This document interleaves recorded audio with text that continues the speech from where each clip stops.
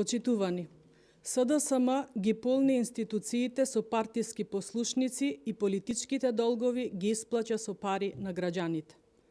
Тројца членови на кабинетот на Анѓушев се членови на управни и надзорни одбори на клучни државни институции од економско-финансиската област.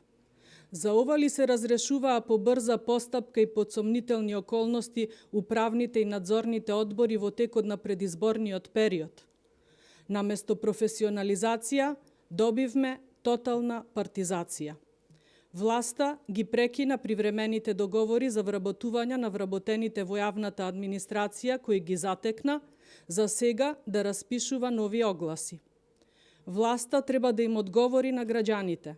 Дали ги користи договорите за привремено вработување како метод за полнење на државната администрација со партиски активисти кои подоцна би добиле договори за работа без притоа да аплицирале на конкурс.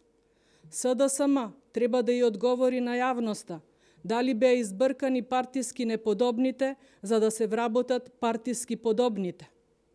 Бројни се примерите каде на илјадници вработени им беа прекинати договорите за вработување, за подоцна да бидат вработени други.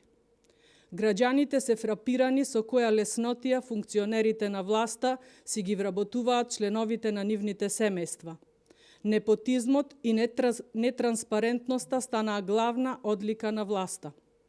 Кратко по доаѓањето на функција, градоначалниците на Берово и Неготино си ги вработија своите сопруги, додека градоначалничката на Битола успеа да си го вработи својот брат како наставник во основно училиште.